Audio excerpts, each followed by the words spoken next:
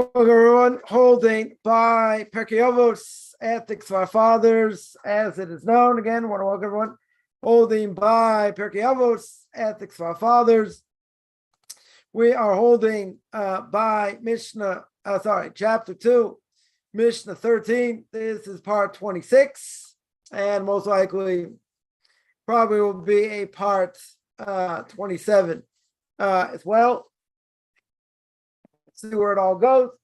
And we started last week that we said before that he said to them, go out, discern which proper way which a person should cling. Right? Rabbi Lezer says a good eye. Rabbi Yeshua says a good friend. Rabbi Yossi says a good neighbor. Rabbi Shimon says one who considers the outcome of a deed. Rabbi Lezer says a good heart. And that's what we spoke about, the idea of going after, a person going after the heart and the negative things that are associated with going after the heart. Right. So another reason that a good heart is important is that if a person's heart is happy, now obviously easier said than done, but if a person's heart is happy and always prepared to do good, right? They want to do good, they want to help others, they want to go on the right path. Having a good heart, that somebody works at it like any other character trait or anything else. They perfect it. Becomes like second nature. So that a person, it'll affect them and affect the rest of the body in the person themselves. So let's go back here. If a person's heart is happy, right? If a person is happy, everything is good. There's nothing bad in the world. Everything's good.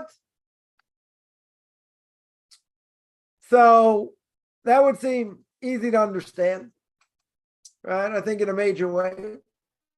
Because if we're happy, no bad, right? Nothing is bad. You're going to say, what about tests? What about trials? What about this? True. But when a person has a proper mindset, and the mindset tells them everything is good, what do I have to worry about? God runs the world. God's in charge. You got nothing to worry about. Right? That's a different issue. You're going to say, but how can a person live at that level? How is it possible? Like anything else, it takes training. It takes practice. Smiling, you might say, takes practice. Why? When people get beaten down in life, and life is hard, they don't want to smile. Some people can fake it better. Other people wear their feelings on their face. Or let's say better, what's the statement? They wear it on their sleeve. And everyone knows people like that, easy to understand. They're in pain. They suffer. They go through difficulty. Right? So the question is,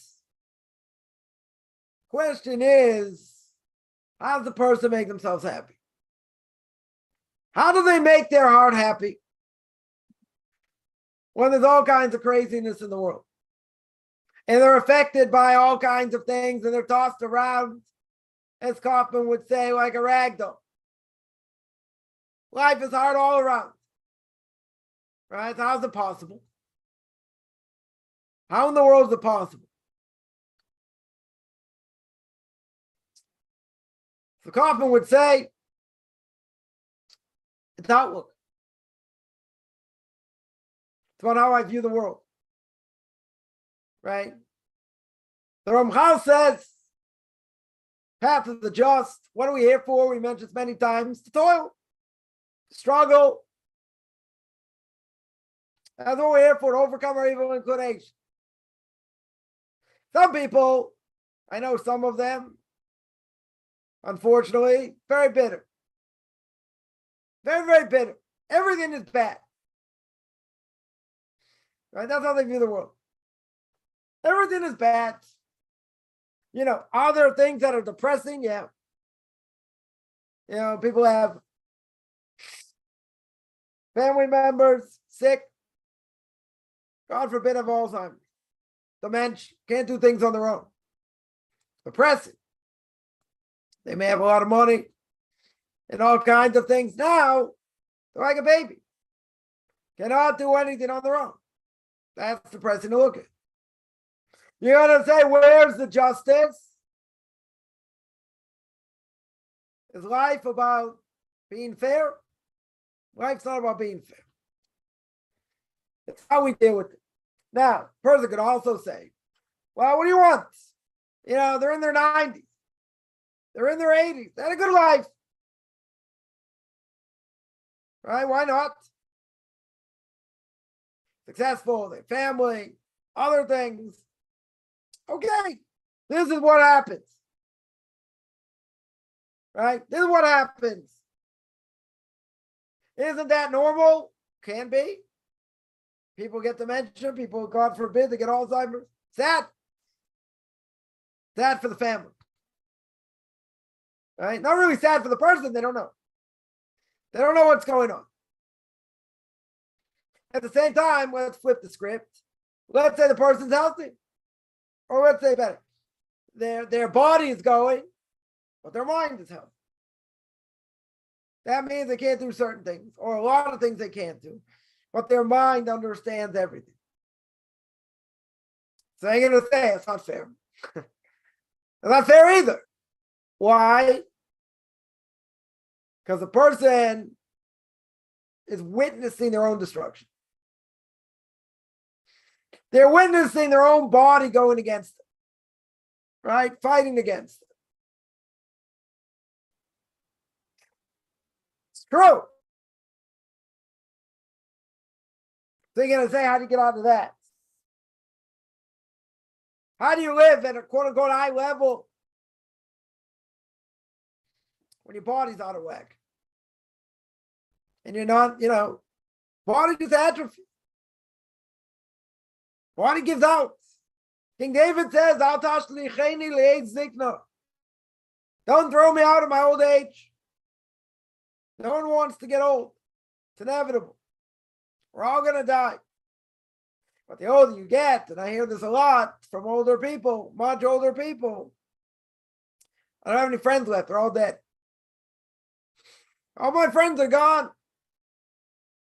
It's kind of depressing. Because then they themselves know they're on the list. They're on the list.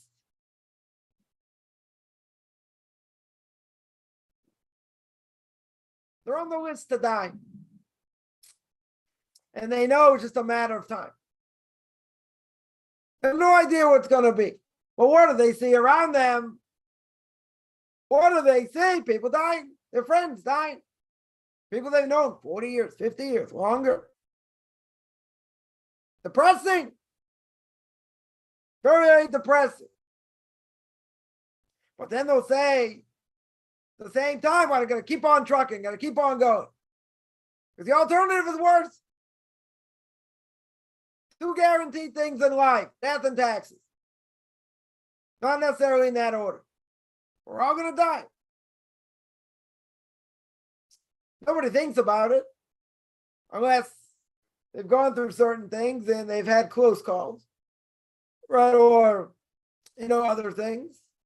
We don't really think about it. Certainly when we're younger, we don't think about it. First, think of your whole life in front of you. No one knows what tomorrow is going to bring. King Solomon says in Proverbs, you don't know what today's going to bring, you don't know what tomorrow's going to bring. True. We don't know. At the end of the day, Kaufman would say it's viewpoint. It's outlook. It's how we view things. So happiness You know, anyone from the States, what does it say in the Constitution? Anyone know? You have the right to pursuit of happiness. Now let's understand. The founding fathers of the United States were Bible thumpers. So what's happiness according to them? What would they say is happiness? You're right. Someone's going to say you can do whatever you want. Okay. Right? But if you're coming from a Torah perspective, from a Bible perspective, quote unquote. So what's happiness? What God wants. So what's happiness according to God? According to what the Torah says, he wants you to draw close to him. So someone's going to say, great, unbelievable idea. How? How are we supposed to do that? Where are we supposed to do that? When are we supposed to do that? Right? All the questions. What does God say? What would God answer? God's going to say, I wrote a book, manufactured it myself, gave it over to Moses. Moses passed it down. Okay? I got to do what he says. Right? It's the example we always give. Imagine a person shaking their lulav, going like this. Oh, that's real happiness. Right? Shaking it like this, shaking it like this. Beautiful. It's what God wants for a Jew on the whole day of Sukkot. Okay? I have to understand what it means. I have to work at it. But God is telling you that's going to help your soul. That's going to uplift your soul. And that's going to help a person. Whether we see it or not. But what about everything else? What about everything else that maybe our lives are upside down? Things we couldn't expect. Or even if we did, how do we look at it? How do we view it? One thing we'll see, mentioned many times in Duties of the Heart, and that is no such thing in Torah as a knee-jerk reaction. God does not want us to react straight away. Want you to think, want you to be calculated, want you to do what you need to do, even under bad circumstances, quote unquote. Have that intestinal fortitude. Be able to overcome. But again, the question always comes up, but life is hard. Can be impossible at times, okay? Not denying either way. It's outlook. Majority over here is outlook. Right? So what did we say before? That the heart is happy, it's going to affect the rest of the body. Outlook. How I see things. Right? How I see things. How I view it. That affects everything. That affects the equilibrium of a person. Mindset. Crucial. Right? Absolutely crucial.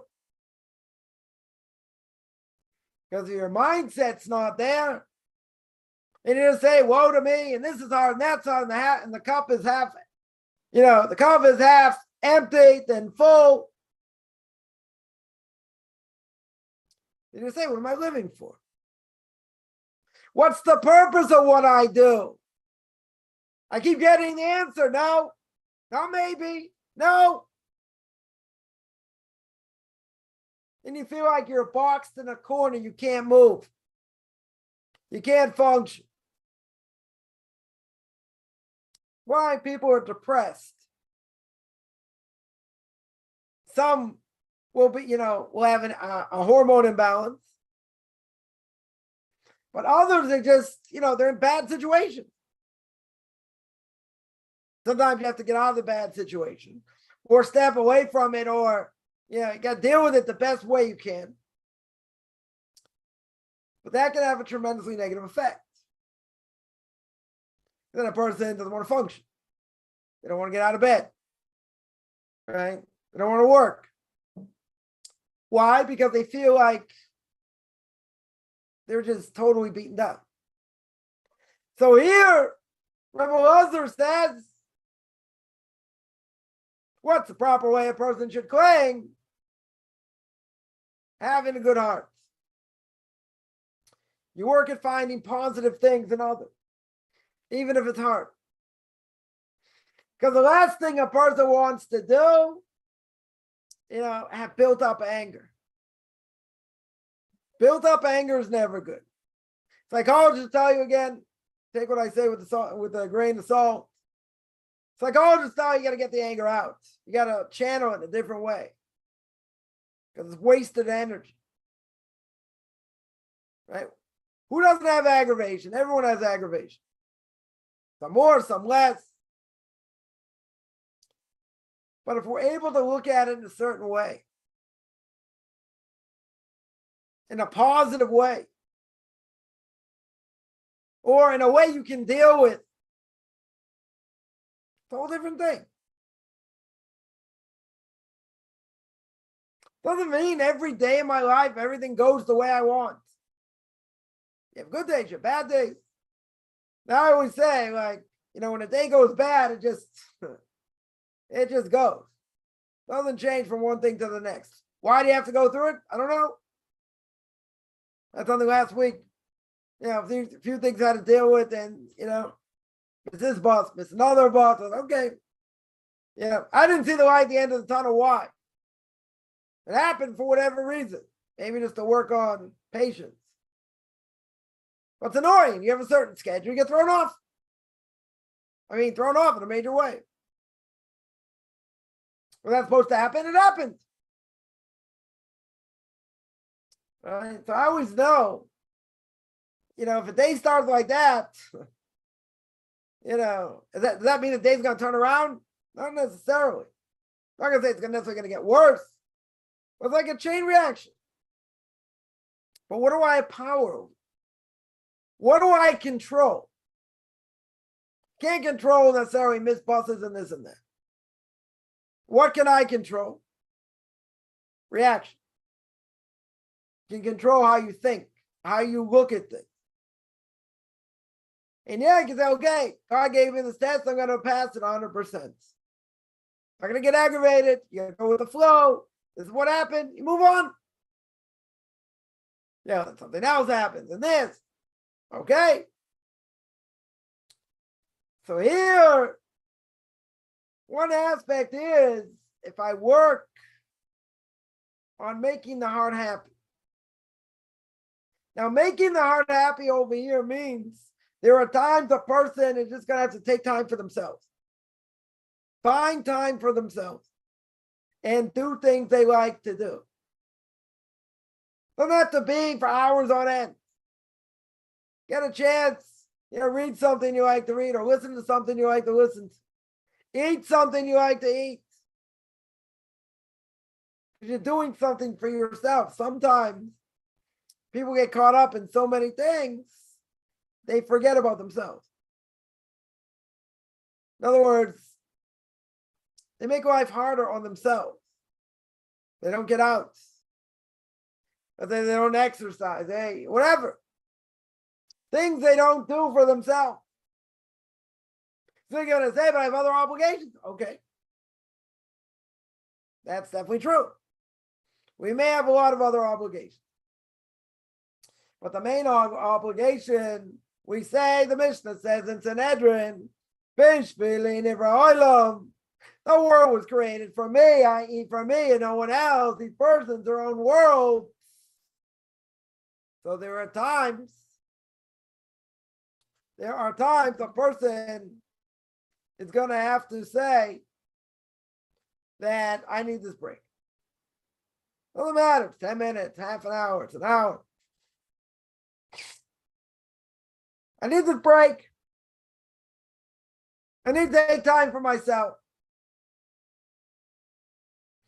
Somebody say, isn't that being selfish? It's not about being selfish. It's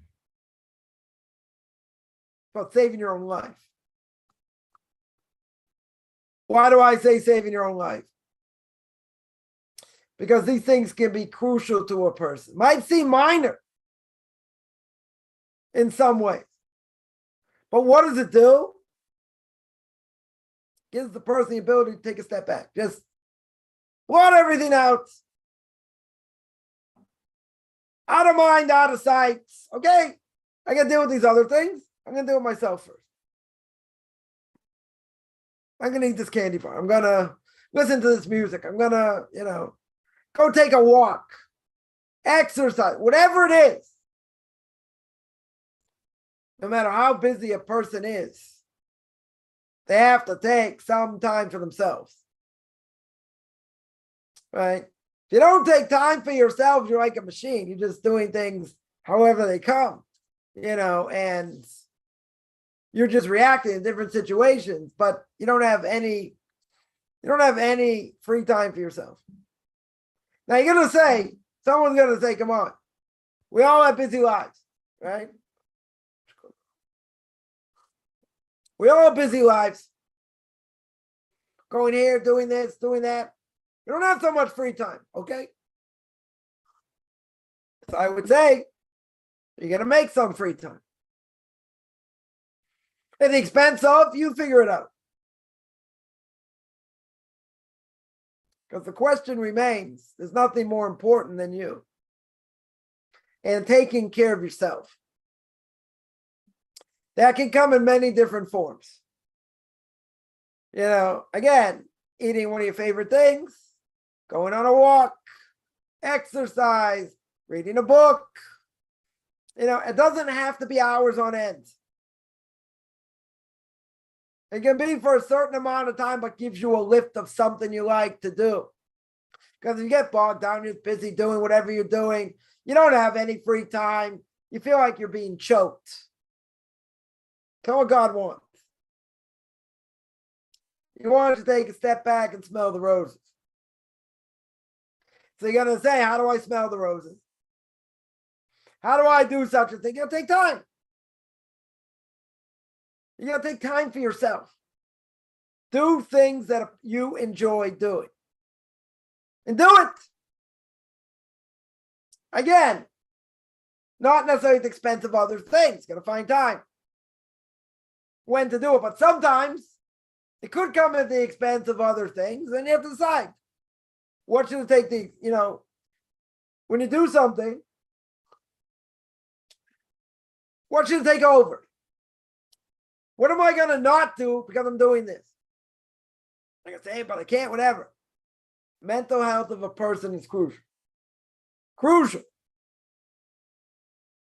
Because if you don't allow yourself to have any free time or do things you like, and you're just dependent on others and doing things for others, which is good. I'm not going to say no, that's definitely good.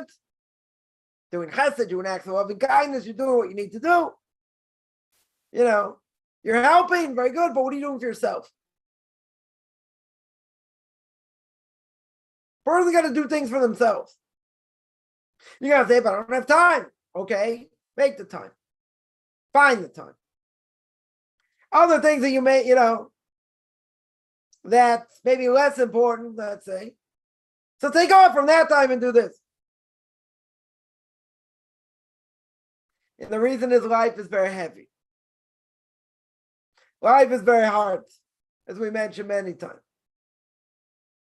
Okay, that's what it is. And life may not seem fair. But see, it's not about what's fair, what's not fair. What's going on is you've done things, different chain reactions, other things happen, maybe beyond our control. How's it going to affect me? What am I going to do? How am I going to react? Kaufman's law, don't react straight away. You need to digest things. If you have a way to react, it's going to be this, that, okay. But there are things, many things not in our control. And when they're not in our control, guess what? It can happen at any time. So the thing is, how are you going to view it? What are you going to do? You're going to overcome it? Or you're going to get beaten down by it? Does God want us to get beaten down by life? No. We do the right thing, everything should be easy, but we don't. So other things happen. But see, the heart is the main part of the body. Right? Pumps the blood all over. Heart stops to function. We get weaker, we get tired, we can't function. Person has a broken heart, they also can't function. To a certain extent. There are people who can play the game, do what they need to do, even with a broken heart, but they're a shell of who they are.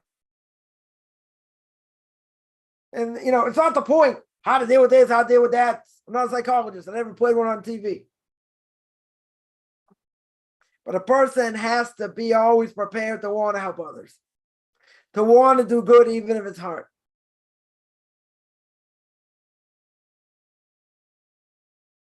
And the reason the heart in such a case will be happy is because of all the good you're trying to do. And the more good a person tries to do, the better effects. It'll be like second nature.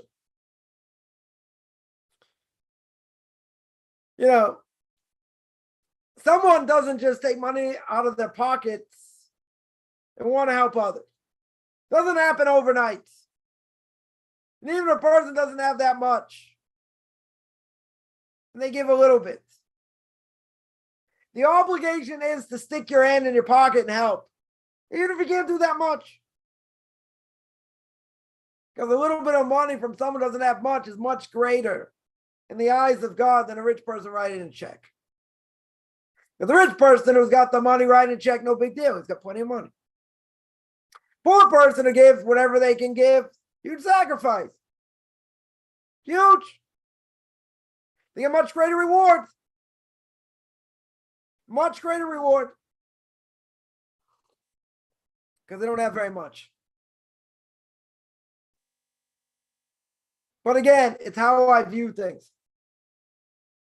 It's how I see things. And a person can say, yeah, I've been stuck in, different things for a long time. Either they didn't get the help they need, the help didn't help, whatever it was. And if I'm like, maybe they feel like they're in a gerbil, just like spinning their wheels. And never getting to the next point. Because they're just on the treadmill of life. So many things have happened, and you'll say it's been a long time. Okay. What would my Rebbe say besides go eat kugel? You would say don't live in the past. You live in the past, you have no future. You focus on the negative. It's very easy. Very, very easy to focus on the negative and find fault with people. We don't have to find fault with ourselves. Finding faults with others, very easy to pick them apart. Very easy. Okay. How does that help? How does that help the person themselves? Isn't it hard to find good things about people? Yeah, could be, depending on the person. Bitterness, living in the past, disastrous effect on the person. I don't say you whitewash it. I'm not saying a person gone through trauma. No, just forget about it, go on. No, these things may need serious therapy. I'm not saying not. I'm a firm believer, and again, I could be totally wrong. You can take what I say with a grain of salt. I'm a firm believer that 80% of what a person may go through that's hard, that might be very hard, with a proper outlook in Torah, can knock off 80% of it. Now, what are you going to do? A person has a hormone imbalance. Okay. Person may need medication. Person may need therapy. It's outlook. It's outlook. How I see things. And even if terrible things have happened, I get it. A lot of bad things can happen. A lot of bad people out there. Do all kinds of things. I just read a story, an inspiring story. Somebody had a business partner, and the business partner basically stole from them. This guy gets a bill, gets called, and got a huge credit card bill, hundreds of thousands of dollars. Calls up the credit card company. He's like, "What are you doing? It's not mine. I never charged this." And it started going up and up and up. So the person's got $1 million in debt. $1 million in debt. What happened? He got messed up by his business partner. Now, this person had plenty of evidence. Plenty of evidence put this guy away for life for what he did. You know what? He went on with his life.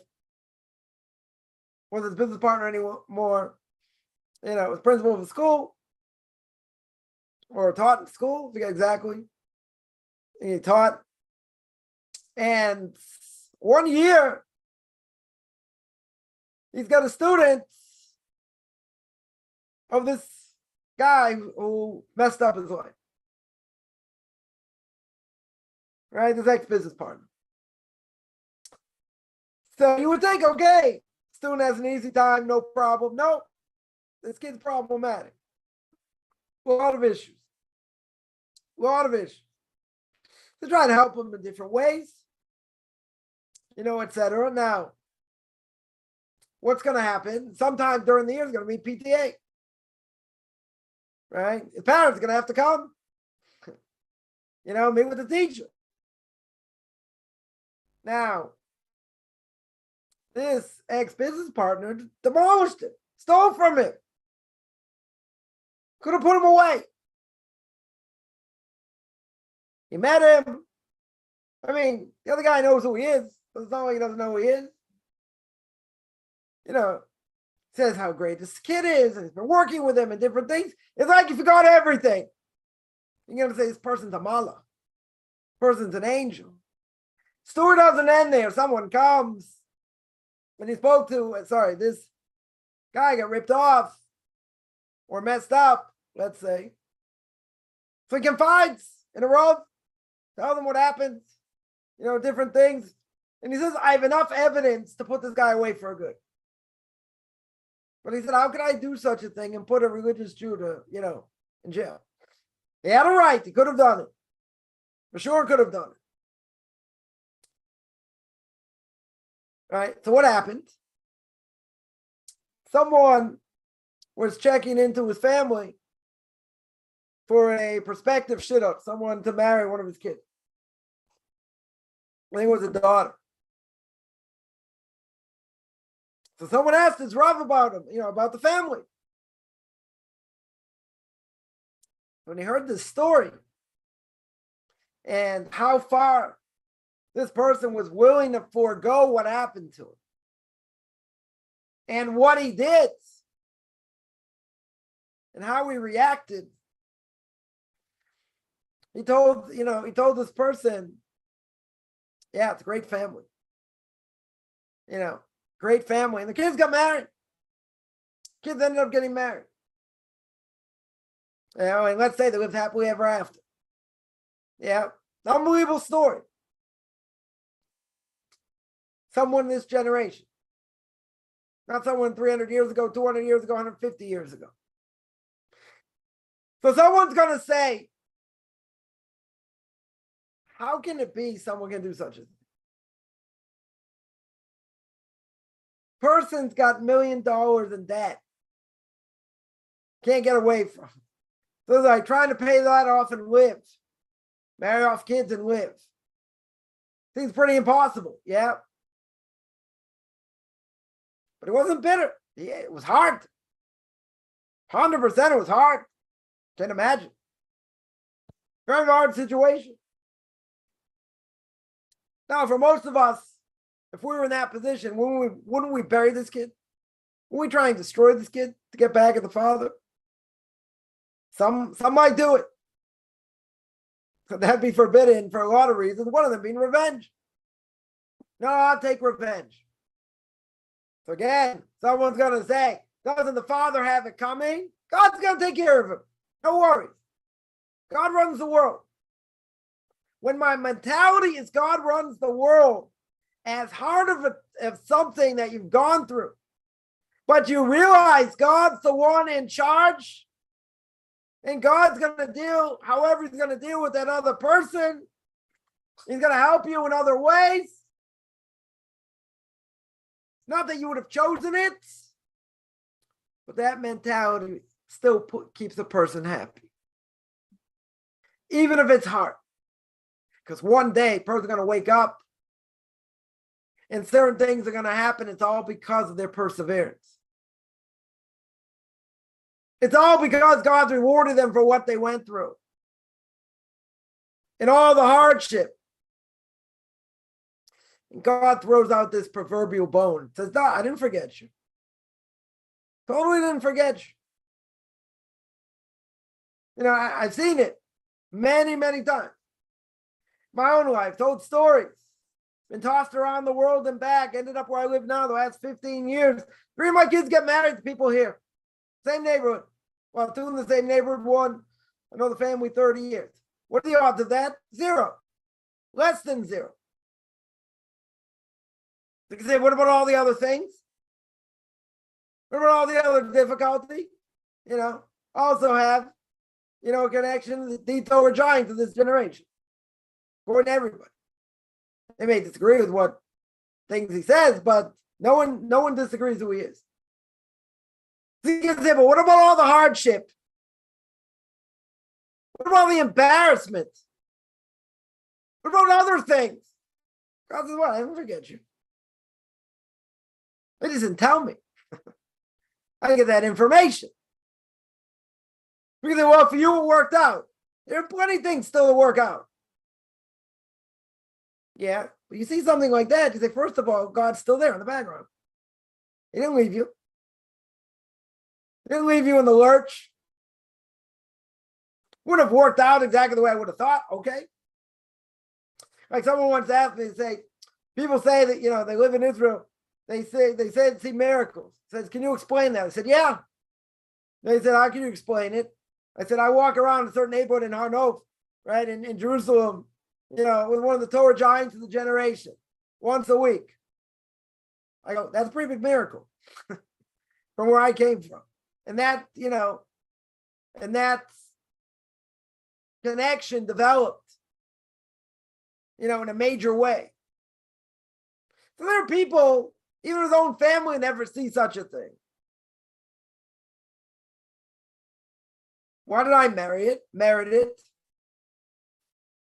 Because God's there behind the scenes. God says, yeah, you're going to go through this, going to go through that. I'm going to put someone who's going to back you. Someone who's the Torah giant of the generation. And you're going to have this, you know, connection and this and that.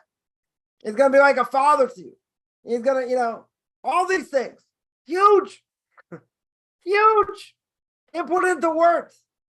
Should be well. Cannot put that into words what this person's done for me. The person's going to say, but what about all the other stuff? Okay. One thing doesn't whitewash the other. Just because, you know, that happened doesn't mean it's no difficulty. Doesn't mean it's hard. Doesn't mean other things are hard. Doesn't mean that. We all have the trials. But you know what? You know what? There are things that a person can see in their hearts. They work on their hearts, so to speak. It becomes like second nature. And what happens? It has an effect. It has an effect on the body, has effect on the person, has effect on others. You know, person will say, well, I didn't get that. And I have this, and I have, okay, everyone has their own thing to deal with. True. I'm not going to say what I dealt with the hardest thing ever. Now, you know, people haven't had harder things. I'm sure people have had harder things. And maybe suffered in different ways longer than I have. Okay. You know, but yeah, there's been a lot of things. A lot of things said, a lot of things done. You know, and it could have been very easily, I could have said, like, change my life. This is what happens. Have my money taken away. Like a lot of things, a lot of negative things. You can say, you know, a person can second guess, should have done this, should diversify, should all kinds of things. Okay. We call that Monday morning quarterback. Okay. So what? It's after the fact. Coppin always says you don't kick someone in the head when they're down. I said that to someone. I want to say a lot more, but I left it at that. A lot of hardship we go through. All right. So a person can say, well, aren't you bitter? Used to be, to a certain extent. Till I put everything that was learned into action. And to say, guess what? Okay, it's what God wanted. Do I regret that I helped a lot of people? No. Because if you have regret, for everything you've done, all the mitzvahs you've done, you lose them. You never want to have regrets. Would I wish certain things turned out differently? Yeah. So you're going to say, you willed it, your heart overcame it? It was hard. I'm not going to say not. But thank God I had good people behind me. People to put my mind in a certain perspective. And that perspective is, you got to look at the bigger picture. No matter what anybody says, they have like a 25 IQ. That was the best advice I ever got. That people are retarded, right? I'm going to say it. They're mentally challenged. I don't care if they have a 120 IQ or more. In Judaism, they get a 0. They get a 0. But someone who gets a 0 and they deserve a 0 and negative numbers, why would I take what they say seriously? Let them get under my skin. You're going to say family, and it's hard, and it's siblings, and it could be parents. Yeah, could be. People say what they want. People don't care. People say you're too sensitive. People just make fun to make fun because they feel guilty they're not doing it. Well, what's our first reaction? What do you know? You don't know anything. You never learned. You've been brainwashed. Blah, blah. Okay, that's our first reaction. And we're right. They don't have the knowledge. They've been brainwashed by society. All these things. Very good. Very good. At the end of the day, wouldn't even go that far. I go, bink. You're going to try and get under my skin? Good luck. Not going to let it. Got enough aggravation in life. I don't need more. Right? People are going to say things, let them talk. Most of it's agenda issues anyway. And I think this and I think that. And that's what my heart tells me. Well, I care what your heart tells you. Right? Is your heart going in the right direction or not? Is it totally true or not? Well, I care. Oh, my heart tells me that. So, my heart tells me a lot of things. Big whoop. Who cares? Is it based on Torah? I said this to someone. But that's what I believe. I said, based on. I didn't get offended because I knew where it's going. I said, so you have sources for this? What's it based on? That's what my heart says. And you can't say anything else. Okay. That's it. I'm going to let it get heated? For what? Talking to someone with a first grade Jewish education, at best. Okay? I'm not going to get excited. There's no point. I made a comment, asking about, what's going on with the, judicial reform. We're not going to get into politics and this and that. I mentioned this before. And what happened? I said, by the way, do you know what goes on here? Do you know what the Supreme Court does here? I went through like a whole list of things. That was it. That was the end of the call. I still don't like what they bubble. Waste of breath. They're not going to listen anyway. Okay. They want to vent. Okay. I wanted to make sure they understood. They don't know what they're talking about in a nice way. Not to ram it down their throat in a nice way. Oh, you must be aware of this. Oh, never thought of that. I didn't even know that. Oh, you must be aware of this. A few things. That was it. Checkmate. I'm going to get excited about it. What am I getting excited? Or going to call me fanatic, say other things. Okay. I know where it's coming from. Very good. So, I'm going to get aggravated. What am I getting aggravated for? So one person I met over the years that's actually alive, actually thinks. So we said before, most people are brain dead, but that's not the point. I've spoken about this a lot. Got to make the heart happy. Even if it's hard. You got to make the heart happy. Otherwise, you crumble in this cream puff generation. So what's going to happen? It's going to be very, very hard. So the more a person works, they put this in their mind, they put it in their hearts. Be like second nature. That's going to have a tremendous effect. It'll have a tremendous effect on the body. It'll have a tremendous effect on the soul. Right? No question. But you know what? It takes effort. It takes work. I want to remind, whoever's going to listen to this, and that is things do not happen overnight. Let me repeat that. Things do not happen overnight. You got to give things time. We live in an instantaneous generation, okay. So what? Torah's not instantaneous. Working on character traits not instantaneous. People want the easy way out. But it's painful, it's hard. Okay, not denying that. Life can be hard. There are no quick fixes. In many ways. Some things you got to get to the root of the problem. And then you got to unravel it. We're complex. Every person's their own world. We're complex. So we can't expect, if you look at the miracles of the human body, you cannot expect something's going to change overnight based on what we've seen, how we've acted, and all the reactions. I mean, a person can expect that. They're fooling themselves. It's a grind. You got to work hard.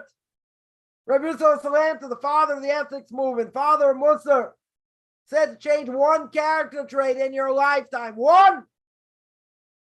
Just one. You're going to say, that's not comforting. That's depressing. You're right.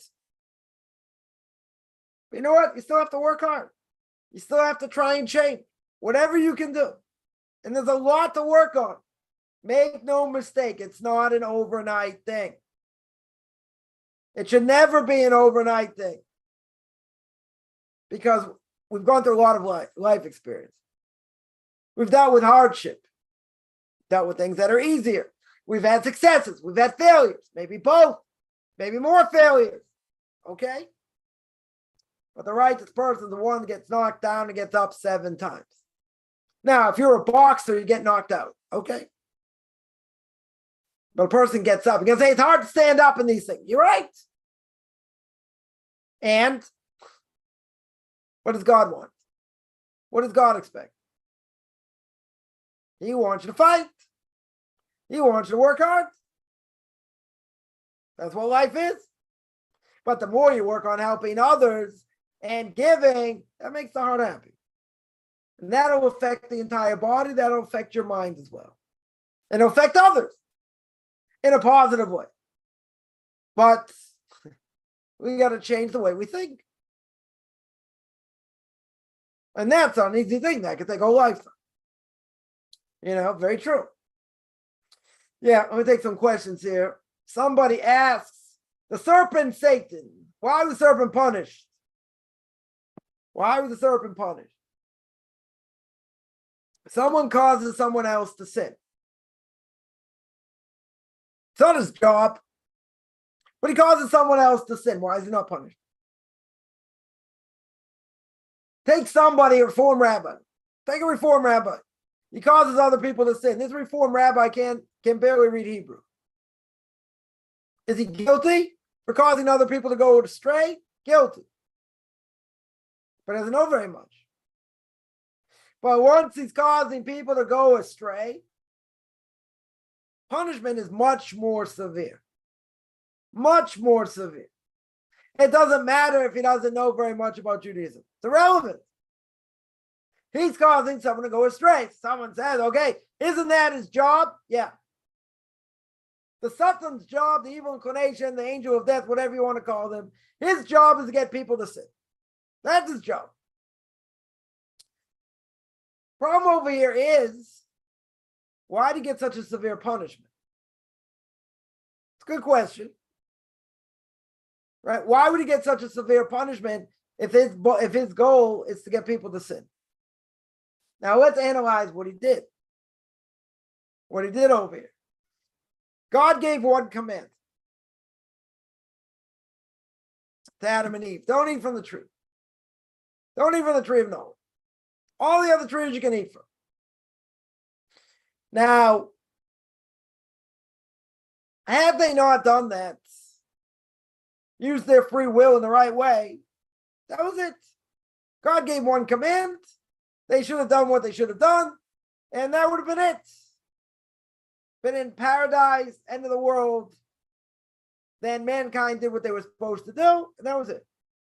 Obviously, it didn't happen. Right? They got convinced. So you're going to say, okay, so that was his job, right? Right now, man should have listened. Okay. Right? Very true. Well, they got convinced. They got convinced.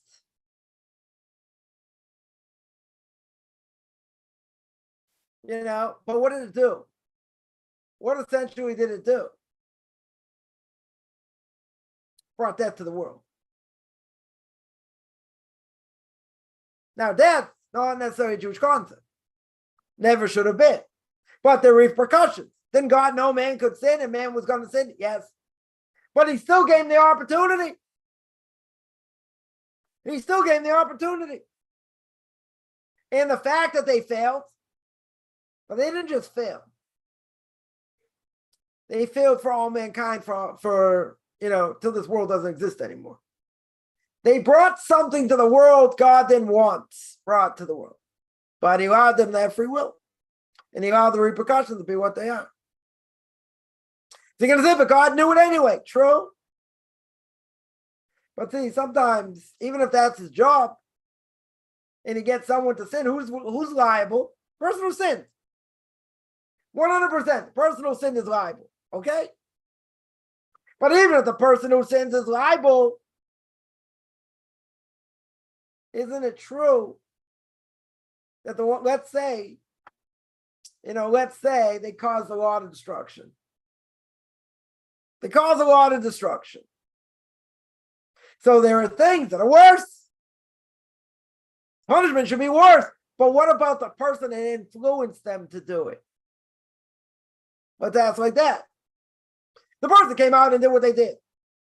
I'm going through a whole thing up north about testimony. Someone giving testimony in a rabbinical court. So there's a question, what happens if a person hires false witnesses? Who's guilty? He hires false witnesses either in a case where they say, Reuven owes Shimon money, and they lied, he never owes them the money. Or they lied in other ways, even if he did owe the money.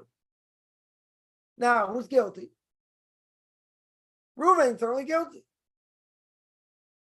Right? He's guilty. The witnesses don't have to pay over here. He has to pay. Now, there's another question. The other question is, what if he convinced them to do what they did? He didn't hire them. He convinced them. So the question is he liable? Now, this goes into a whole thing. I don't necessarily want to get into. But it goes into a whole thing. Is there such a thing, a Talmudic dictum, shliach l'davar ve'er? Meaning, if you send somebody to transgress something, who's guilty? A messenger, Reuven, sends Shimon to do X transgression. So who's the shaliach, the messenger? Shimon. So who sent him? Reuven. So if Reuven sent him to do something that's wrong, and Shimon did it, do we say Shimon's guilty? Or do we say the fact that Shimon did it because Reuven told him to do it, or convinced him to do it? Do we say Reuven's guilty? Right, it comes out that really the person who did it should be guilty. Right? Or let's say better, the person who sent them is guilty. Right? I mean, there's a whole big thing over here. I want to go into all the details. The point is, the person who sent them, he didn't do the action. He didn't cause damage over here. Shimon caused the damage. Oh, but Shimon wouldn't have done it if Reuven would have hired him. So who's guilty? They're both guilty. Ha ha. They're both guilty. Reuven's guilty for hiring him. Shimon's guilty for doing it. But you could say, even if Reuven hired him, Shimon did the action. So, but how do we look at it? He's like a partner. But he convinced, all right, so that's if he hired him. What if he convinced him? He didn't hire him, but he convinced him to do it. Do we say he's still a messenger or not? Oh, it gets a little more complex. Wouldn't we say if he convinced him, he's still like sending him, even if he didn't pay him? He convinced him. So they both should be guilty. There's no question. That's not the same case necessarily. He didn't hire them. He convinced them. So the question, so there's a difference of opinion over here among the commentators. One set of commentators is going to say he's guilty just as much. It's like he sent him. The other side says, why should he be guilty? He convinced him. He didn't tell him to do it. Sorry, he didn't pay him to do it. He did it on his own. But Reuven helped convince him. So I'm going to say it's not the same thing. Right? The difference of opinion on how you look at it. How you look at that. So now we're going to say, doesn't God know that's his job? Yeah. 100% that's his job. So if that's his job, why does he get punished? What happened over here? Did God want the world destroyed? No. But he used whatever power to convince Eve. We'll convince Adam, and that's it. Everyone out of the pool, throw him out. So even though he's doing his job, quote unquote, at the end of the day, God's going to destroy him. That's what the Gemara says. When the Messiah comes, he's toast. That angel is going to be ripped to shreds. Going to be no evil inclination, whoever survives the end of days. That final war of Gog and Magog, without going into all that. He gets destroyed. So you got to say, but God created him, right? He's a messenger. He's doing whatever he's supposed to be doing. You're right. But at the end of the day, he's causing problems here. He caused a serious problem here. But he's doing his job, so what? Right? Egypt,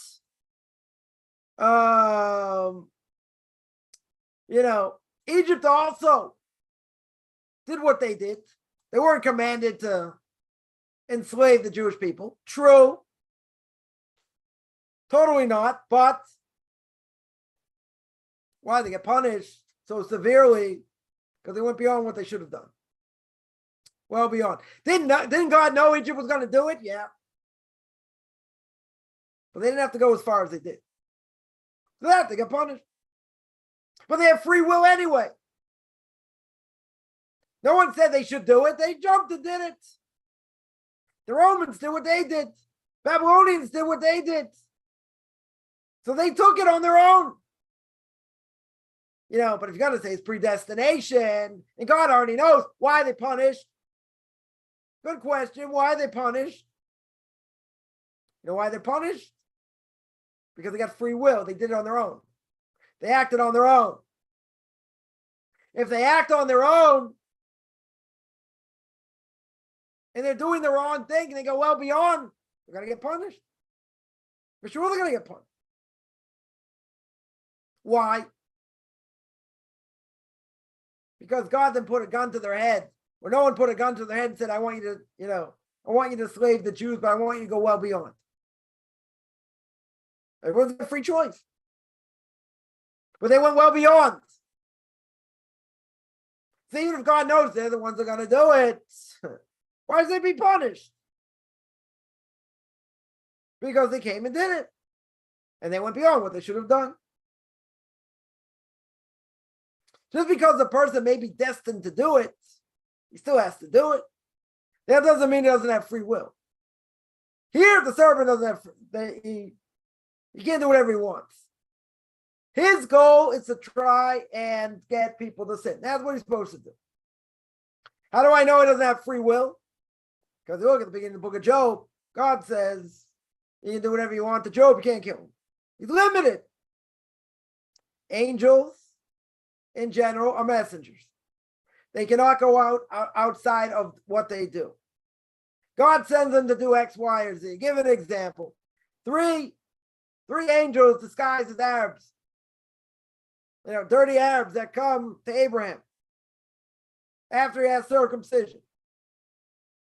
One of them, Rashi says, comes to tell Abraham that his wife's going to have a child. Second one heals him. Third one is supposed to overthrow Sodom. So what do we learn out from that? Very simply, an angel can only do one thing at a time. He's only when he's sent to do something, that's all he's supposed to do. That's it. And then he comes back and he's given other work to do. Once he finishes what he's supposed to do, or once it finishes, let's say better. Whenever it finishes what it's supposed to do, that's it. Cannot do more than one thing. Does not have free will. Here, Mr. S over here, the Satan, what does he do? He tries to get people to sin. So you're going to say, that's his job. Can he go outside of that? No. Can he do whatever he wants? No. Unless, God is limited. Spiritual forces are limited. Can't just do whatever they want. The Atlantic Ocean, and the wind come up with a great idea. We're going to make this tsunami. We're going to destroy half of Southeast Asia, put Atlas back on the map. No pun intended. Can they do it? Yeah, if God wills it. If God wants them to, they can do it. If not, they can huff and puff. Doesn't matter. They don't have free will. Angels do not have free will. They can't do whatever they want. But he's got the ability. He's got the ability to make people sin. Okay. But even if he does that, there are certain things that the repercussions could be catastrophic. But God doesn't stop him. God for sure doesn't stop him. He allowed it to happen. He absolutely allowed it to happen. Not what he wanted. But sometimes the repercussions can be so great, God says, no, it's not what I wanted. You did it, okay, but you're going to pay the price. He didn't act outside of what he's not supposed to do. Yeah, somebody asks,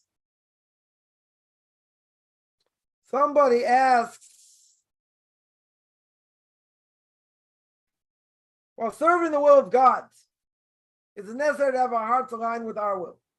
If it can't align with our hearts, then would it be considered fake? So what does the Mishna Pirke Avos say? It says in ethics, our fathers, we should do God's will, because it's God's will. We should make his will our will. Right? So the question is it necessary to have our hearts aligned with our will? Well, we're supposed to do what God wants. We're supposed to do what he wants at the highest level. It's not about what I think. It's not about what I want. I have to do what he wants, what he says. So, at all times, it's going to be very hard, but at all times, we have to do, our will has to be what he wants. So, the Mishna Pirke Avos says, what's the highest level? I'm going to serve God even if I don't get reward. That's the highest level. But everyone's going to say, come on. Don't we serve God because we want reward? Don't we understand we're going to get a portion of the world to come? Okay. But even if we wouldn't, let's say there'd be nothing in the next world. There'd be no reward for any mitzvah. Right? Because someone once told me that when I die, I'm going 6 feet under. I said, oh, okay. I said, I hope for your sake you're right, because if I'm right, you're in trouble. And they said, what would you do if you found out it was all false? Meaning, you're never going to have a portion of the world to come. Nothing's going to happen when you die. So I said, first of all, I don't think it's true. But even if it would be true, let's say I'll throw it out there. I'm in a generous mood. I'll throw it out there.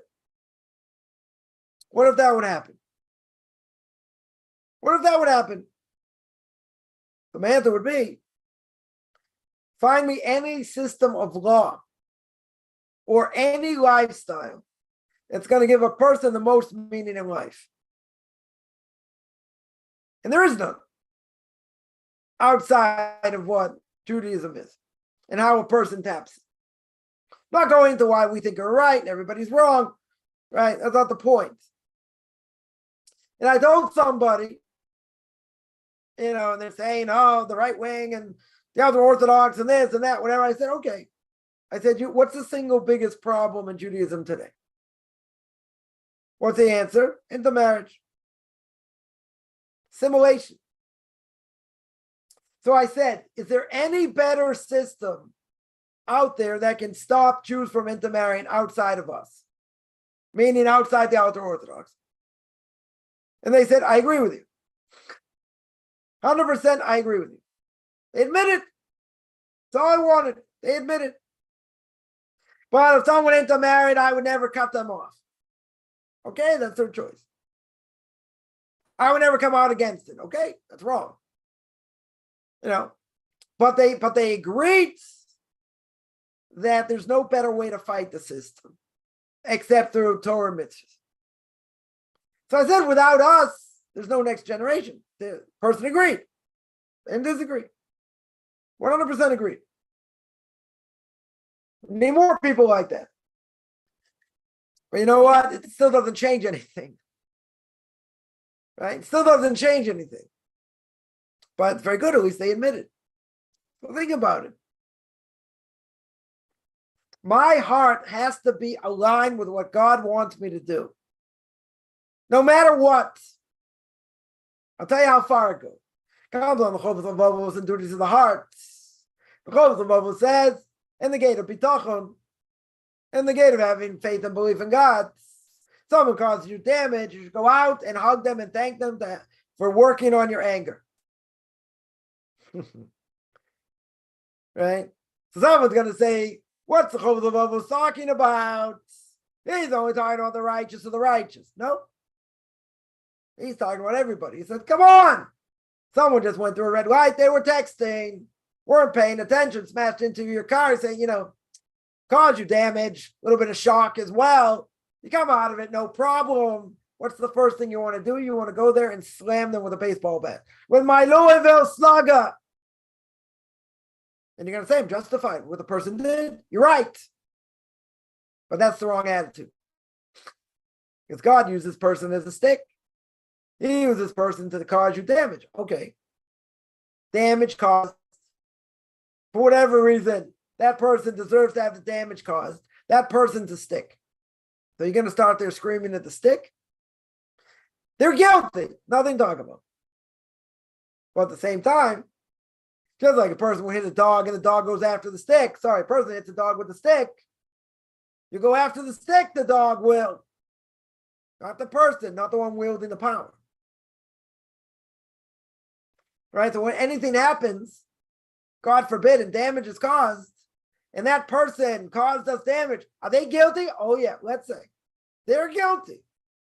Not denying they're guilty. But God just used them as the stick, because there's a Talmudic, there are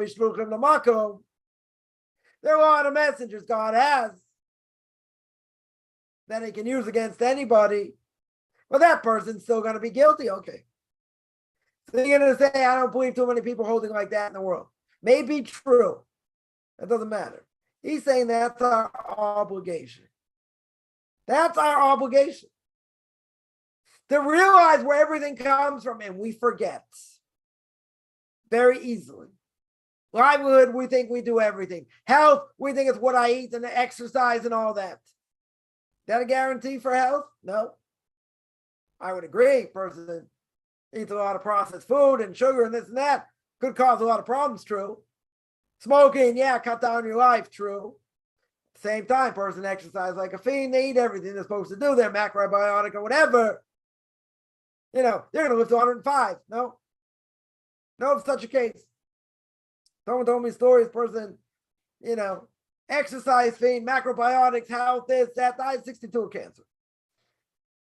Not a guarantee. I would say, doesn't it help? Oh, yeah. Person should be healthy and exercise and all that. True. We don't always do it. It's not a guarantee. It's totally not a guarantee. We have to do what we have to do. Right? But bottom line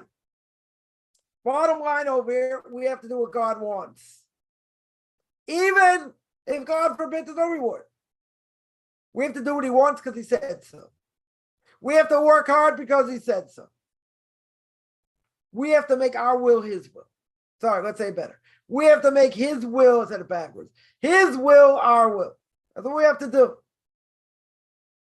And if we're only going to do things because we're afraid we're going to fry in hell forever, the lowest level, fear of heaven. True?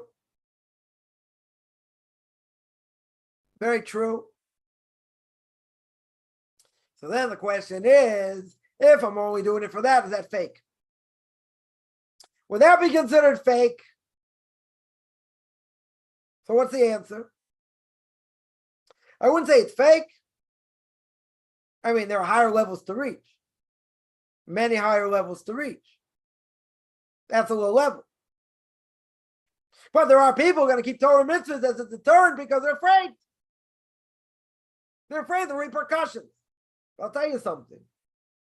I don't believe if a person will keep Torah mitzvahs for that reason, they're going to say eventually, well, so what if I'm going to fry later?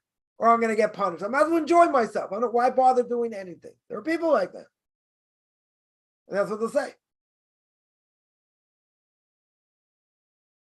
So we have to do what God says no matter what. So then the follow-up question is, so Judaism is about God's commands regardless how you feel, right?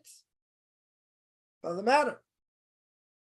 This week's going to be the end of the week's going to be the first day of Nisan, month of Nisan. What does that mean? Passover's coming. 2 weeks, Passover coming. 2.5 weeks. 14th of Nisan, 15th of Nisan, you got to be ready. Does God care what's going on in your life? He's like, no, you got to clean. You got to work. You have to work a lot. It's going to cost a lot. Okay? I'm going to do what I need to do. Even if it's hard. Right? Even if I don't feel like cleaning. Right? And my kids will say, hey, you're not a pharaoh, I'm not a slave. You're right. Keep cleaning. You can make it fun. You can make it interesting. Bottom line is, got to get it done. Has to get done. I don't feel like eating all that matzah and this and that. Okay. You think God cares? What's God going to say? My language? Shut up and eat the matzah. That's what you got to do. You can eat a lot of it. Might be bad on your system. Okay. Yeah. You want to sleep late? Got to get up early to pray? That's what you got to do. No matter what you feel, you got to work on it. You got to work on drawing close to God. A lot of things take a lot of effort. Things don't happen overnight. But you're right. It doesn't matter what I feel. But a person says, I'm not in the mood. I'm just going to go through the motions. It's still, okay, so you went through the motions. You get some level of credit. 100% you get some level of credit. You won't get a 0. Kaufman would say you get a C-. Okay? You got a C-, but you got to do what you got to do no matter what. You're in a better mood, you're in a worse mood. You got to work at it. You're going to say, but how can I pray if I'm angry on this? Oh, you're right. Right? But God understands we don't necessarily pray with proper intention anyway. So he's going to cut you some slack, but yeah, you got to change your mindset. Right? Which is really the $1 million question. How do we change our mindset in this world? How is that possible? Grew up in the secular world. Very secular world, no matter where you are. Godless world or fake God world. Surrounded by, lack of a better term, stupidity. And you want to hold by what God wants us to do. It's very hard. I'm not going to say impossible. It's hard. Every single day is a new day. God renews creation every day. We say that every morning before the Shema. Our lives are brought back. Our souls are brought back. Give us life. Every day is a new day. Every day is a new day to serve God, regardless of what I did yesterday, the day before. The golden opportunity.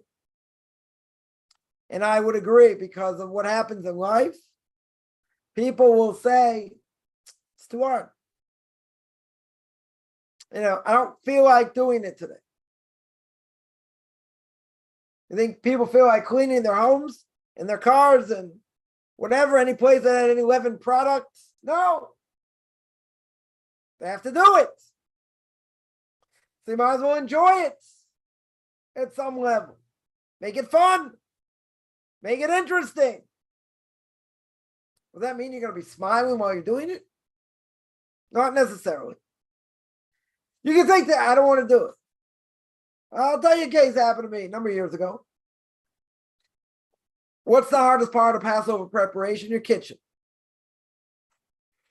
Right? So when you want to turn over, what do you have to do? You have to get rid of all your pots and pans. Kitchen's upside down. Right? And then, you have to bring all your Passover stuff in, and your house looks like a bomb hit it. Right? So one Passover, it's all hands on deck. Everyone has to help.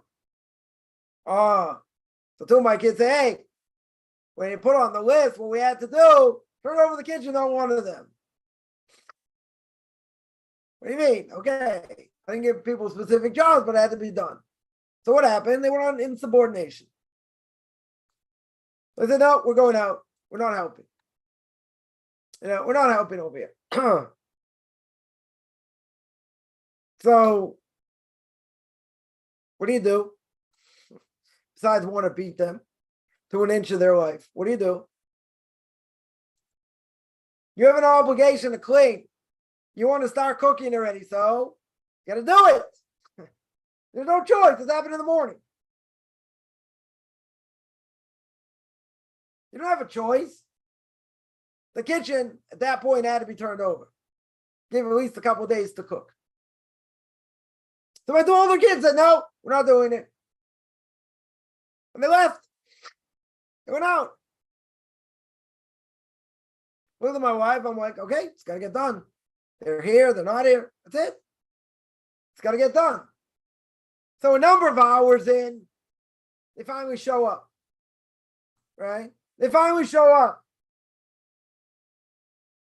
Right? They finally show up. So I took their help. You're on your feet a lot of hours. It's hard. But guess what? It had to get done. Irrelevant. They're going to help. They're not going to help. Okay. It had to be done. It had to be done. So what am I going to do? Sit there and complain? And say, well, you better get back here. They left. Left me and my wife in the lurch. Okay. Eventually they came back and helped. It wasn't 5 minutes later, let's say. What's the point? Point is, it doesn't matter. It's got to get done. It's tiring. It's exhausting. You can be up late at night. Okay. But it has to get done. It doesn't matter. God doesn't care how it gets done. It has to get done. Period. So you're going to say, how many people like to clean? I'll take a survey. Probably not so many. Some more, some less. A lot of work. I know for a number of years, lost all my girls because they got married, pretty much. So I remember a whole bunch of their friends came one day, to help, with the kitchen. They just turn over the kitchen, make life a lot easier. A little more chaotic, but it made life easier. So my son-in-law's come, this, that, okay, got it done. I don't have so many helpers at home anymore. So I had it easy. Now it's a little more difficult. When they were younger, just me and my wife. And what do you do with 4 little kids on the age of 6? Unless you bring in people to help. Right? We did ourselves. I don't have any help. I don't have any siblings and nieces and nephews and this and that come help. We had to do it. I didn't say, woe to me. I had to get done. You do what you need to do. Right? And that's the point. Rosen says, doesn't matter how you feel, right? Does not matter. Sometimes you feel better, sometimes you feel worse. Sometimes you feel 100% overwhelmed. It's overwhelming. Cleaning for Passover, no question. You gotta take it step by step. You have to have a plan. How are you gonna do it? Gotta get done. And even if you work, you got a plan. When you're not working, do a little bit of this, a little bit of that, whatever it is. That's what has to be done. Care how big it is, how small it is. You got to get it done, period. And sometimes it's going to be a lot, it's not fun. Yeah, it could be. Could be very aggravating. Yes. A lot of things. You know what? God wants you to do it to the best of your ability. And we have to remember and always remember, why am I doing this? What's the purpose of what I'm doing? What's the leaven product trying to get out? What does it represent? Represents evil inclination. So you're scrubbing and bleaching and this and that for the sake of what? Getting rid of your evil inclination. And the month of Nisan is a month of miracles. It's redemption. Physical redemption, spiritual redemption. Yeah, you got to learn, you got to think. But we get caught up in everything. Oh, got to clean this, clean that. It's overwhelming. Okay. I agree, it's overwhelming. So what? Person wants to be a Jew, JIT, a Jew in training, got to do it. Jew in training can do a lot less. Fine. But as a Jew, that's what you got to do. The people just buy some matzah, make a Passover Seder. Yeah, it's not really very much. And most people probably do Passover the wrong day, right? Because they change the clock. Sundown is very late, or is late. They want to have the Seder early. Could go through all 4 cups, eat all the matzah. If they would eat all the matzah, they do it the wrong day because it's not even sundown, right? They get upstairs after 120 years. God goes, hey, you didn't even you didn't even do the Seder right. Like, what do you mean? I made a Seder every year. God's like, what time was sundown? Sundown is 8 o'clock, right? It was 8 o'clock, 7:30, whatever it was, right? The Torah says that you got to do it at night, right? You got to do it at night. That's on nighttime, right? You did it at 6:30. What time is sundown? 7:45. You drank all the wine. You finished by 8 o'clock. You're going to help me, maybe. You're going to hold twilight. Maybe it's like nighttime. Maybe you got one of the cups in, or maybe the matzah in. Maybe. But Calvin's going to say, no, I'm going to throw the matzah at everybody. Say, no, you didn't do it. You did it on the wrong day, fool. What are you talking about? It's the wrong day. Yeah, but I need to eat now. I need to do it early. I can't do it. What's more important, you or God? What's the answer? God. You're going to do what he says or not? So most people say, no, I'll do what I want. Okay. And there are those who say, I believe in God, I'll do what it takes, whatever it takes, but sometimes I don't like it. Sometimes, it's just hard or whatever, but I have to do it anyway. So I'll tell you like this. Person gives charity, right? If you give charity with a sour face, it's because you have to. You don't necessarily want to. Guess what? You lose the mitzvah. You don't get the mitzvah, the Rambam says. You lose You lose it. Why do you lose it? Because you gave it over with a sour face. Gave it, here, just take it. Get out of my face. You gave it with a sour face. Not only, it doesn't matter how much you gave them. You lost it. You lost the mitzvah. Why? Because you gave it with a sour face. I don't want people in my face asking money all the time, even if I have money. So God gave you money to help others. Better give it. You don't want to lose it. You want to be on the receiving end. Sorry, you want to be on the giving end, not the receiving end. I've been on both sides. Yeah, better to be on the giving end than the receiving end. It's also a struggle. Okay. But if you do things not the right way, you can lose total credit here. Total credit. And God forbid if a person would say, they regret everything they did, all the mitzvahs they did, you lose everything. Every last mitzvah you did, you lose. Because you're flipping God the proverbial finger and saying, what are these mitzvahs worth anyway? It was it to say, screw you, I'm not doing it, that's it. I've had enough. And what I did up until this point, can't believe it did it. Someone to ask the question, you helped all these people, meaning me, do you have any regrets? Now, if I would have said I have regrets, over. You lose everything. Were certain things hard? Yeah. I'm not going to say none. They're hard. But you know what? We don't question over here. We don't question. Whatever happens, happens. A lot of it can depend on us. Some of it can depend on whatever we may have to go through, different things, okay? We don't know. But you know what? We have food. We have a roof over our head, even if we don't own it. Life could be a heck of a lot worse. 1.5 million things to be thankful for, and all we do is complain. I need this, I need that, the other thing. We forget. We forget very easily. Somebody asks, why is Shabbos before Passover so special? Because the 10th of Nisan, what happened on the 10th of Nisan? We took the sheep, tied it to the bed, told the Egyptians what we're going to do. Right? We're going to kill the sheep. Their gods, etc., in front of their face. That happened on the 10th of Nisan. So, right? A few days before Passover.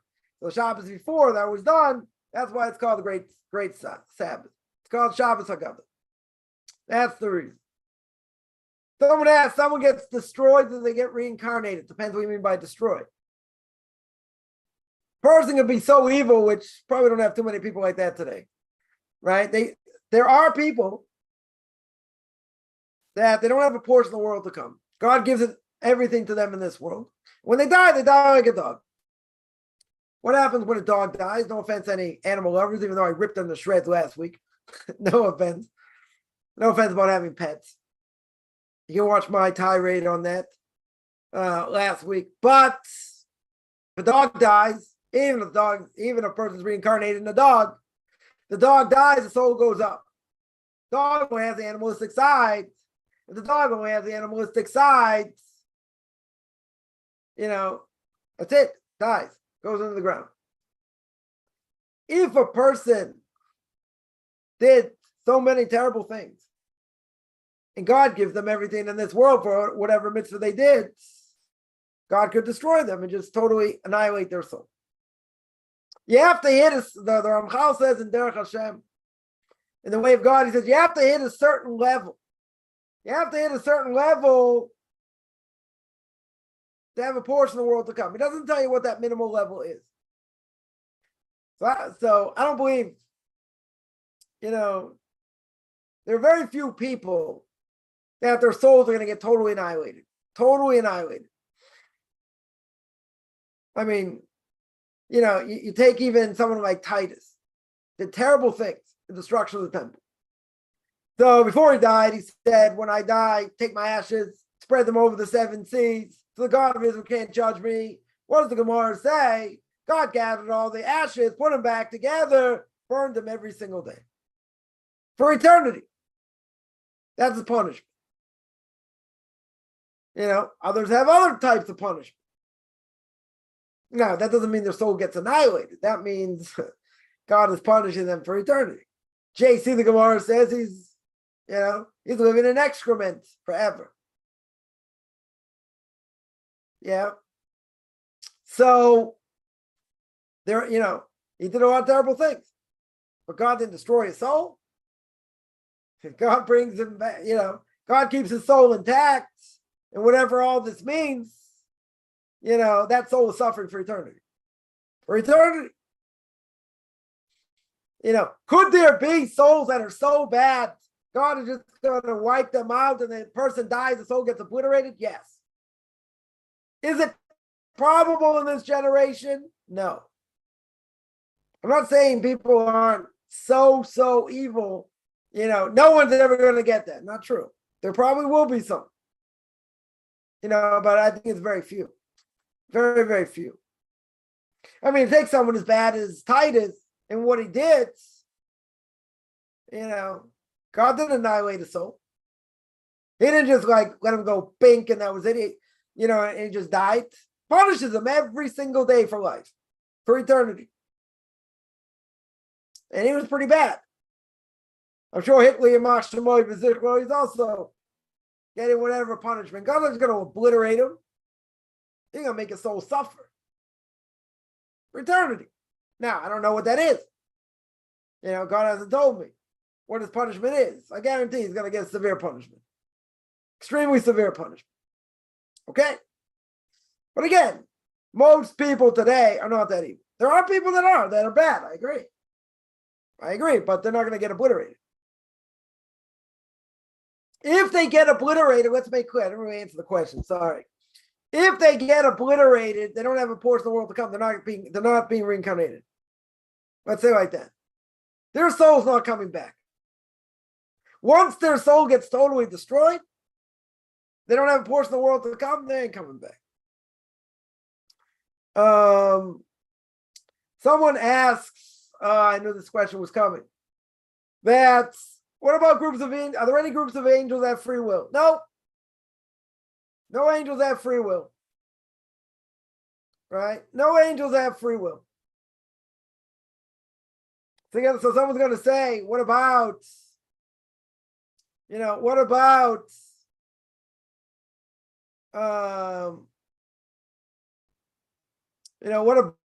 the Nephilim?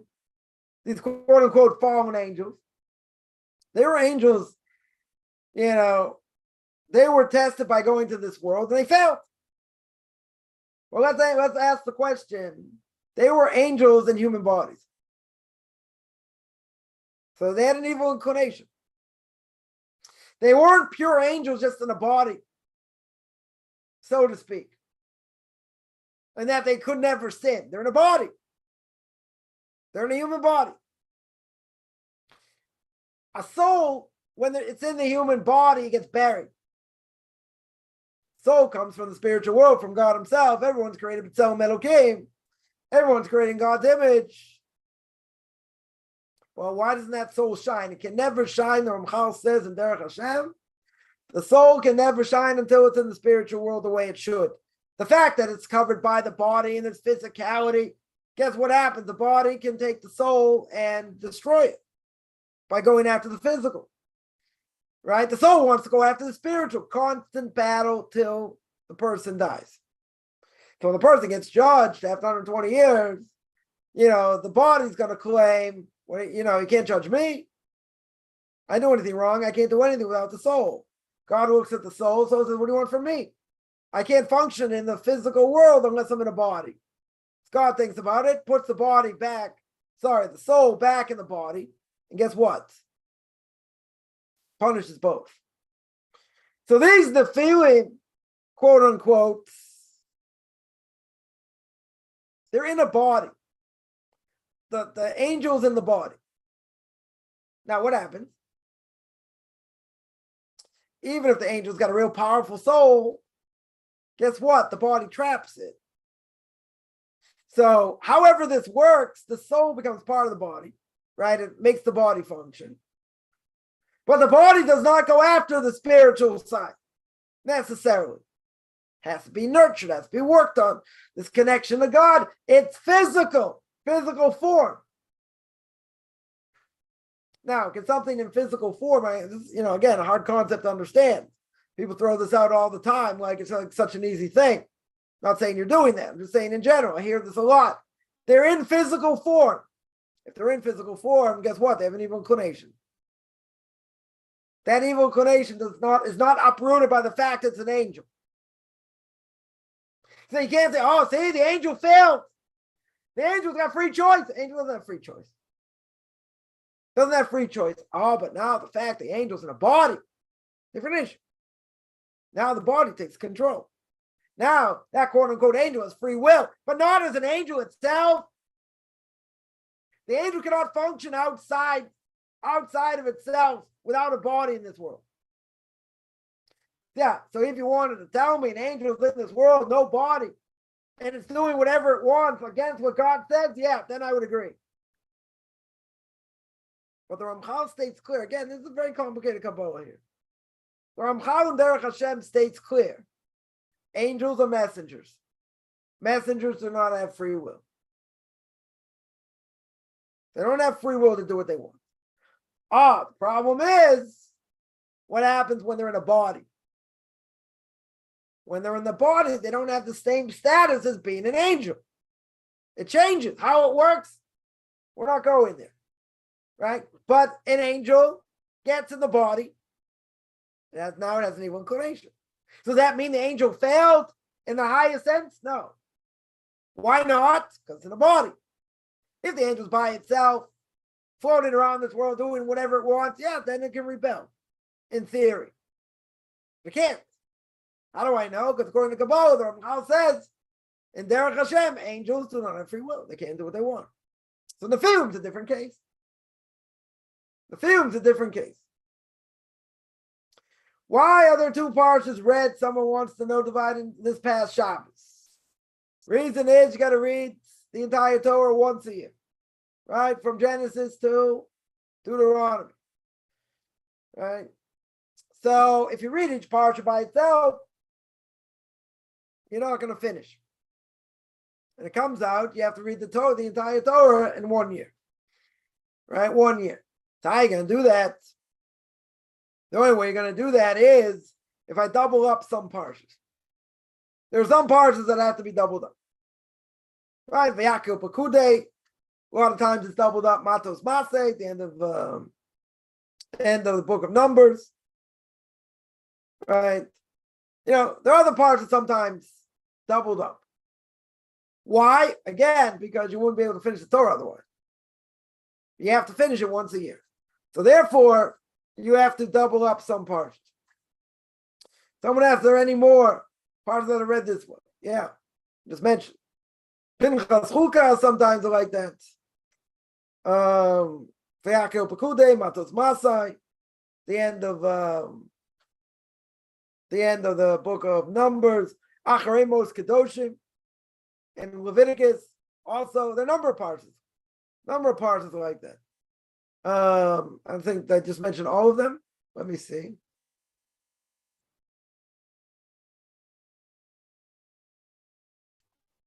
Trying to think if there are any others. I made a mistake here. 1 second.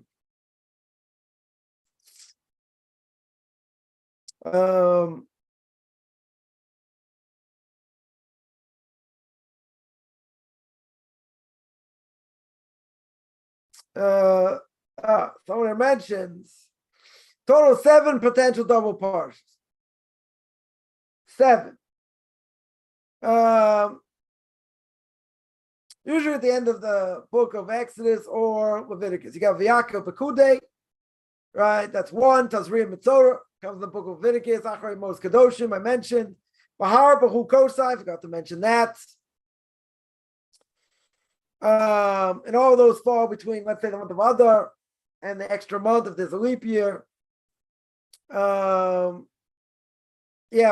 and Balak can be doubled up as well.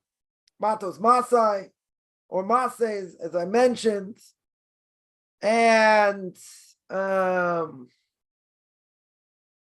think that's it. I think those are the ones that are doubled up. So again, I'm not going to go through the whole thing, but different reasons, different times that they're doubled up, and sometimes they're not. Right? That's what I would. That's what I would say. Someone asked, the Ashkenazi and Sephardic sometimes differ in the vowels. Yeah, they differ. Let's say in the tav and the sav, right? That with the dot, or without a dot. Sephardic pronunciation would be tav. Ashkenazi pronunciation would be sav. Sometimes maybe They differ in their vowels. I don't know necessarily if that's the case, but okay. Can their gematria combination have negative effects or power? Gematria means every letter has a corresponding number. Aleph is 1, Beis is 2, right? Gimel is 3. So, there are commentaries to put together, different things, different verses, about what certain things represent based on numerical value, numerical value of this word, and it's the same as this, so we can say that it's similar, and whatever the case is. Can they have negative effects or power? I don't think they have different meanings. Definitely have different meaning, of things. But having power, I don't know. I don't know if gematria necessarily have power per se. They can explain, different things homiletically. True, right? That I would agree. That I would definitely agree. But having its own power, I wouldn't go that far. I wouldn't necessarily go that far. There are different, pronunciations for certain things that differ from Ashkenazim and Sephardim. True, right? But for most things, doesn't make a difference. It doesn't change the meaning per se. In other words, if there's a dot above one of the letters and there's no vav to say it's oh, we understand it. So that doesn't differ. Right? There are grammatical things that don't differ in many ways between Ashkenazic and Sephardic, the way they say these things. So that doesn't have an effect. Will not have an effect on the words, per se. That's why I'll just throw this out there. Someone reading the Torah, if they say one of the words that changes the meaning of the word, you correct them. Someone's going to say, to embarrass someone. No, the Torah has to be said the right way. It has to be said in the right way. So if they don't change the meaning of the word, then you don't correct them. They don't have an obligation to go back. Why? Because it doesn't change anything. It doesn't change the meaning. So numerical value of words don't change the meaning. They won't change the meaning. It could be there's a homiletic interpretation of what it means because based on the numerical value of this and the numerical value, of another word, okay. Right? So they might make a connection. Commentaries might make a connection with that. Okay. It doesn't say change the meaning. It's not gonna, it's not gonna have any effect. Again, homiletically, it's nice. And the interpretation might sound, very lofty, whatever. Can have a negative effect? I don't know. I don't think why it should have a negative effect. Does it have its own power? It depends what you mean by power. If you look at what it says and it gives a really interesting explanation, yeah. But I don't have, spiritual power per se. I wouldn't say, I wouldn't say that it does. Their combinations, they are what they are. They are what they are. But I wouldn't say it has anything to do with having its own power, so to speak. There are a lot of things, we don't see, we don't fathom,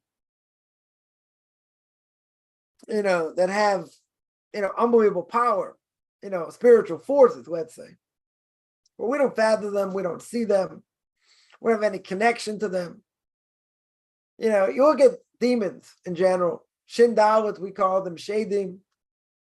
Time of the Talmud, they had a lot of power. They had power in the sense where, people, rabbis come in contact with them and they could damage them. Gemara says where they hang out, different things, but they were similar. They were humans. Essentially, they were humans. They had human characteristics, certain characteristics, and the characteristics of angels. Right? They had both. They don't have the same power they have today. Right? They definitely don't have the same power. Right? I want to point out one thing. If you go through what the Ramchal says in Derech Hashem about spiritual forces, in general, it's a good thing to know what they are. He doesn't really go into so much detail, but because a lot of it's teeth in Kabbalah, right? But it's a good thing to have somewhat of an understanding what they are, what they do, what their function is. Okay, that's it.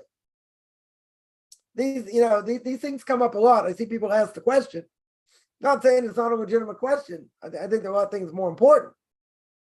More important. Yeah, people want to know about the esoteric. People want to know about, deeper things. I get it.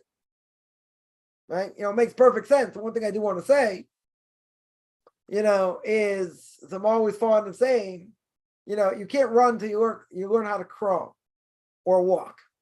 You cannot study higher mathematics, calculus, if you don't understand algebra or trigonometry.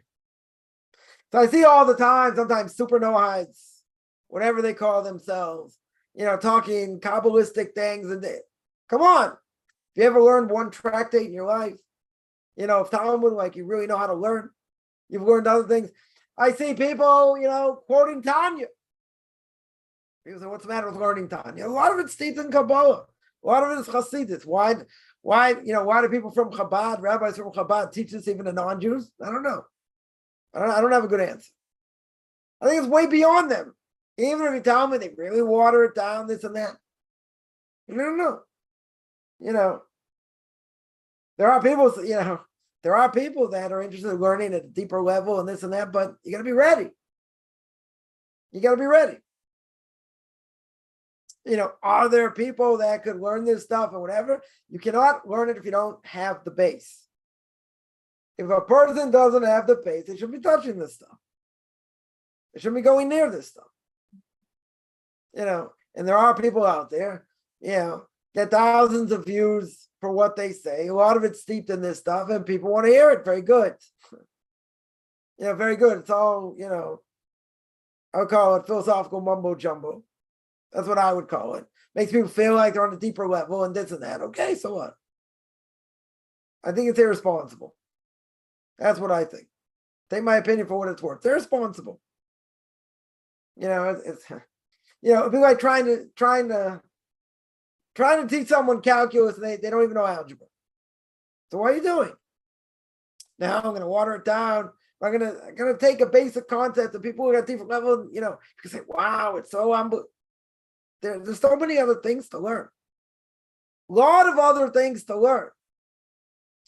And people get caught up in this, in these high, quote unquote, these higher things, these very deep things, and that's what that's what they want to tap into. But there are a million other things to tap into first. Without knowing the base, I'll deal with these questions. I'm not going to say not. I'll deal with them.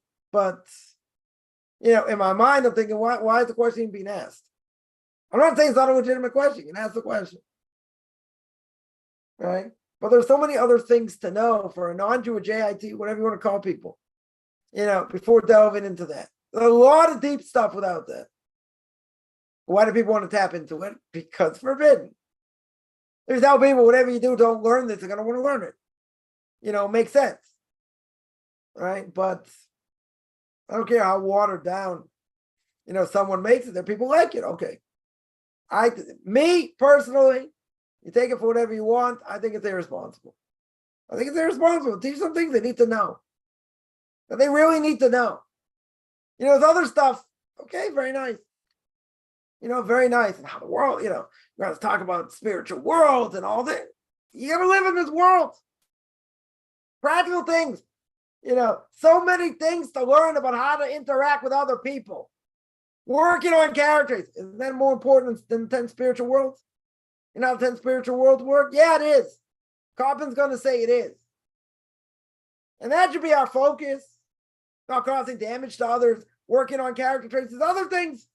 Yeah. After years and years and years of learning, fine. When a person's learned a heck of a lot, okay, we'll have a discussion. Maybe. Because I still haven't touched it. I know a few things here and there, but okay.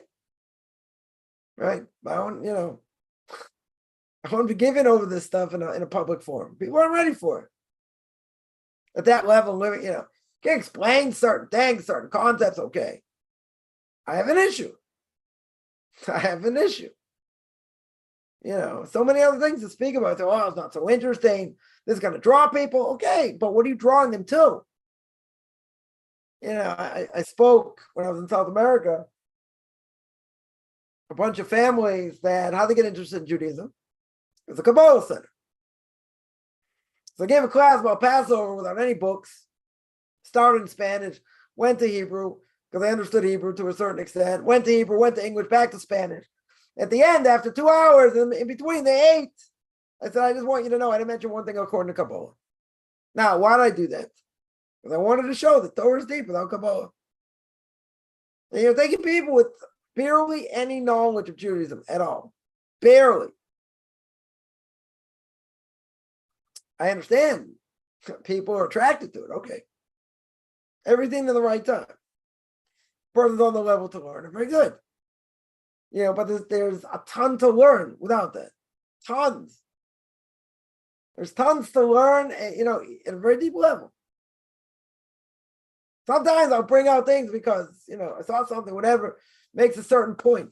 But sit there and harp on it and, go through it and go through these other things. People say, wow, Hasidus is an important thing. And even you got a lot of people today in the Jewish world, in the Orthodox world, are learning Hasidus because Torah can be very dry. Okay.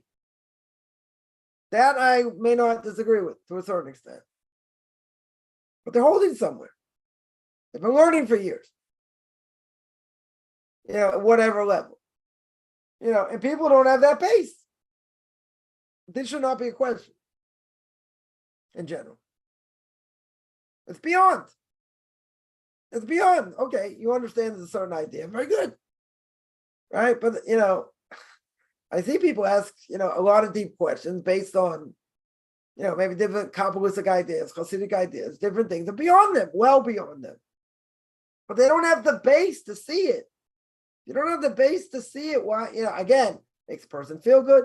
It's touchy-feely. All these things. Very good. Who's going to get it? Who's going to get it? The person's holding there, they understand, okay. So they're hitting certain people. Very good. Other people not holding anywhere in the world. They might get something out of it, but that should not be a person's main focus. Not at all. Don't imagine it's concerned about prayer. Every word and letter should be exact. Okay. King David says, no word that goes wasted. Right? JT should be careful. Jew in training, what's the most important thing? Focus on when they're learning how to read. You have to know what the prayers say. Basic level. What they say. Got to be careful with every word. You're right. We're on King David's level.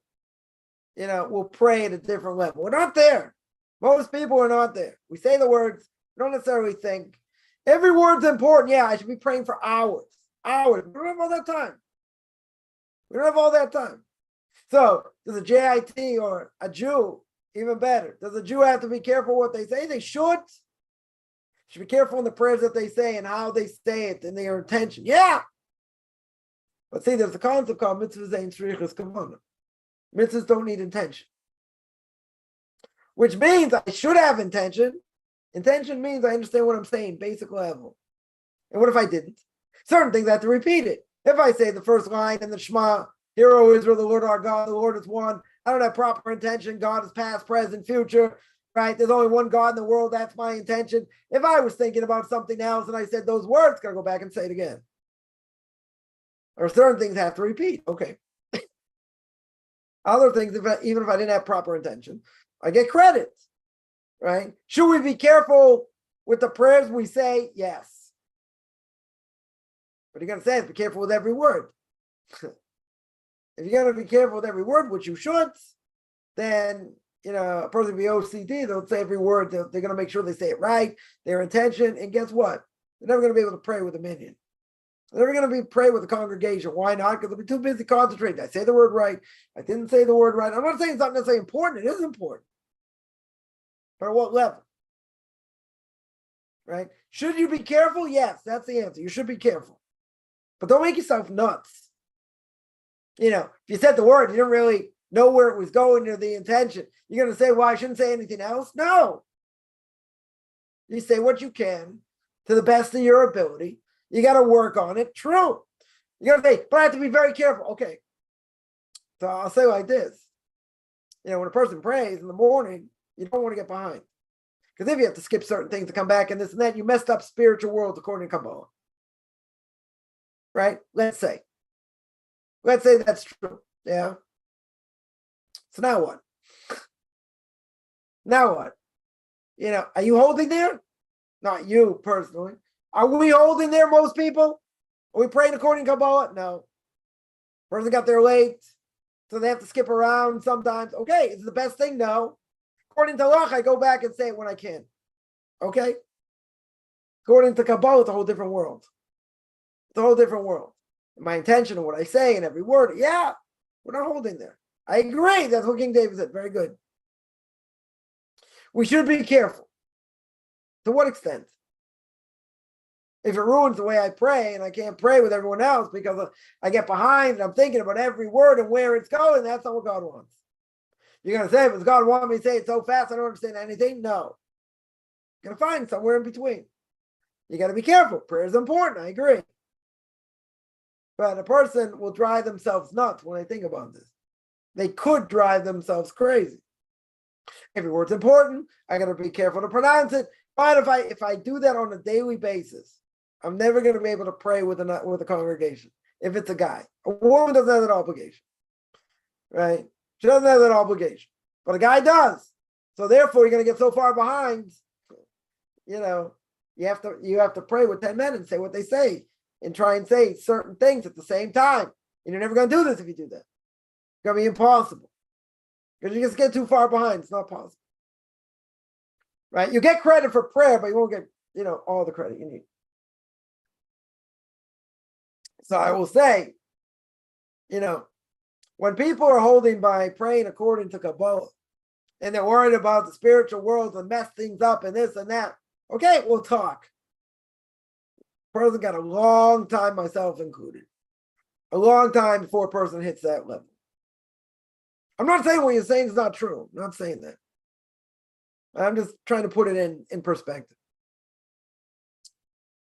Yeah. Any other questions?